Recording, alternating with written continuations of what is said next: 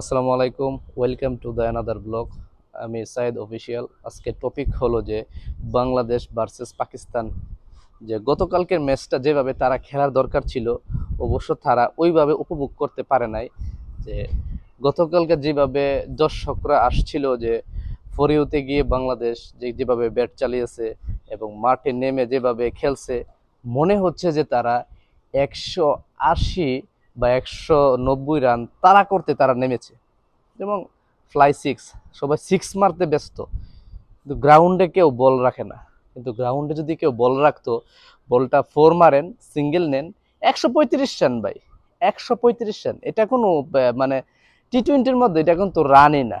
এটা যদি কেনিয়ারও আইন না দেন, জিম্বাবুরও আইন না দেন, এটা নিয়ে নিব। নেদারল্যান্ড আইন না দেন, নিয়ে নিব। হংকংয়ে আনেন, ডাইকা নিয়ে নিব। দুবাইরে তো কথাই নাই, দুবাই যদি এটা খেলে, দুবাই যদি বাংলাদেশের সাথে খেলে, এটা মনে করেন যে আরো 15 ওভারে জিতে যাবো। 135 রান তারা করতে নামলে, 135 রান তারা করতে তারা যেভাবে ব্যাট চালাইছে, মনে হচ্ছে এটা 200 রান চেঞ্জ করতে হেরা নামছে, যেমন একটা প্রতিযোগিতা।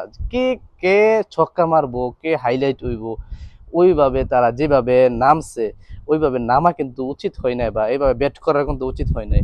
তারা হয়তো বা কাকে বুঝাইবো? এত 18 কোটি মানুষের মন চিনিমিনি নিয়ে খেলাটা তাদেরকে অধিকার নাই।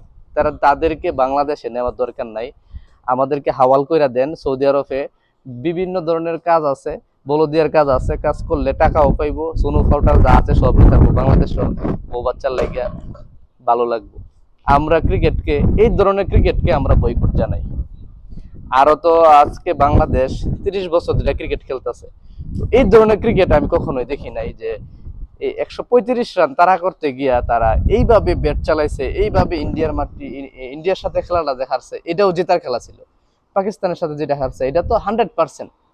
পাকিস্তানের যে সাবেক ক্রিকেটার ওয়াসিম আকরাম যেটা বললো, যে হাসা বুগরুল যেটা বললো, যে এবং দীনেশ কার্তিক বলছে ইন্ডিয়ার, যে তারা যে যে কন্ডিশনে ক্রিকেট খেলে, তারা আসলে ক্রিকেটটাই বুঝে না। যে 135 রান কিভাবে তারা করতে নেমে কোন ধরনের ব্যাটিং করবে, তাদের ড্রেসিং রুমে মনে হয় ওইটা শিক্ষা দেয় নাই। দীনেশ কার্তিক সেটা বলছে, যে তারা তাদের ড্রেসিং রুমে যে যারা রিল্যাক্স করে, ওইখানে যে কন্ডিশন নিয়ে কথা বলে, টপিক নিয়ে কথা বলে, যে আজকে ওই ধরনের ব্যাটিং করবেন, ওই ব্যাটিংটা মনে হয় তারা এখনো করতে পারে না। দেখেন লিটন দাস 2 দিন ধরে অসুস্থ, উনি খেলতে পারে নাই। দেখেন সাইফ হাসান হয়তো 2টা ম্যাচ ভালো করছে, এটা খারাপ করতেই পারে, ক্রিকেট খেলা। তো বাকি 10 জন কি করলো? আমরা বলবো ওইটা টপ অর্ডার ব্যাটসম্যান, তাকে এত বছর ক্যারি করতেছে নিয়ে, এখনো সে শিখতে আছে। তা আমাদের যে আগের জন্মের যে ব্যাটিং গুলা এখন অপশন নিছে, তারাও কিন্তু শিখতে শিখতেই শেষ, খেলা শেষ, বয়স শেষ। তো তারা কবে শিখবে, কবে তারা কুচুবো? তারা কুচ হইলে কে শিখাইবো খেলা? আমরা ওইটা নিয়ে চিন্তা করি। আমরা ক্রিকেটকে, আমরা বাংলাদেশের ক্রিকেটকে আমরা বয়কট জানাই।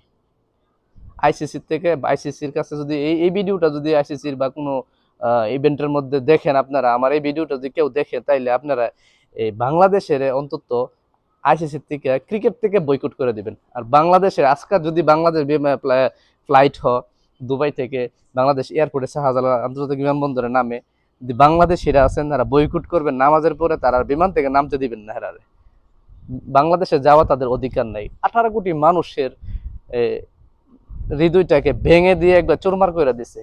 কত কষ্ট করে, কত কিছু করে, যে বাংলাদেশ প্রবাসীরা টিকিট কাইটা, অনেক টিকিটের দাম কিন্তু দ্বিগুণ হয়ে গেছে, কারণ জানে বাঙালিরা অনেক পাগল, ক্রিকেট ভক্ত, পাকিস্তানিরাও ক্রিকেট ভক্ত। যত টাকা হয় দেন, তারা কাইটা নিব, সমস্যা নাই। টাকার জন্য এরা মায়া করে না। তোমরা যে ম্যাচটা দিলা উপভোগ করার জন্য, এই ম্যাচটা সারা জীবন মানুষের হৃদয় ফাইটা, মানে রক্ত আসে, হৃদয়ে রক্তক্ষরণ হয়েছে এই ম্যাচটাতে। এটা তো 100% একটা জেতার ম্যাচ। এটা কোনো, এখানে কোনো কন্ট্রিবিউশন নাই, কারোর সাথে কোনো ইয়া নাই। যেখানে তারা নিজেরা বলছে যে এটা আমরা কখনোই বলে, আমরা কখনোই এটাকে বুঝতে পারি না যে এই ম্যাচটা আমরা জিতবো। 135 রান হেরা মনে করছে বাংলাদেশ যে বর্তমানে যে ব্যাটিং লাইন ভালো, বোলিং লাইন যে অ্যাটাক করছে পাকিস্তানের, মনে করছে এটা জিতেই যাইব। তো কি করলো লাস্ট পর্যন্ত? হাই রে হাই, এটা কি করলি রে ভাই? এটা কোনো একটা খেলা খেললি তোরা? তোরা রে দুবাই থেকে বাংলাদেশে পাঠানোর দরকার নাই। সৌদি আরব চললাই, এখানে এখানে বলদিয়া ড্রাম আছে, যে বেলচা আছে, এটা দিয়া দিমু, তোরা কাজ করবি রোডের মধ্যে, টাকাটুকু বাইট পাঠাইতে পারবি। সোনু পাউডার সব, আলতা মালতা সব স্বর্ণ করে লইয়া 2 বছর পর পর বাইর যাবি, এটাই বালা।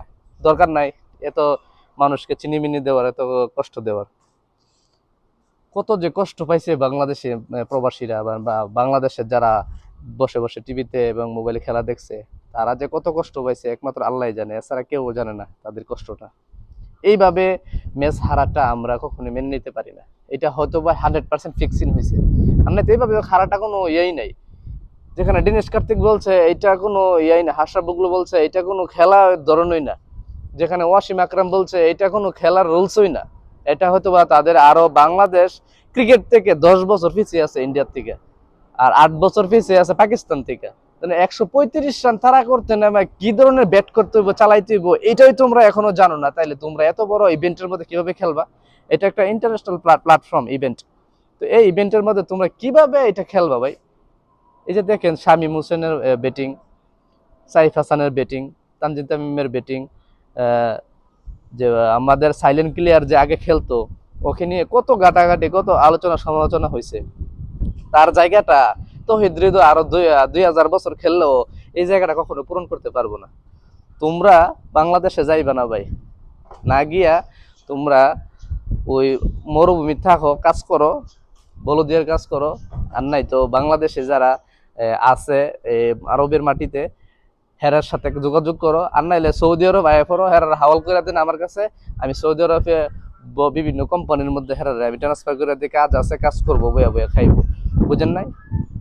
এত কিছু কেচ্ছা কাহিনী দরকার আছে হেরার লইয়া?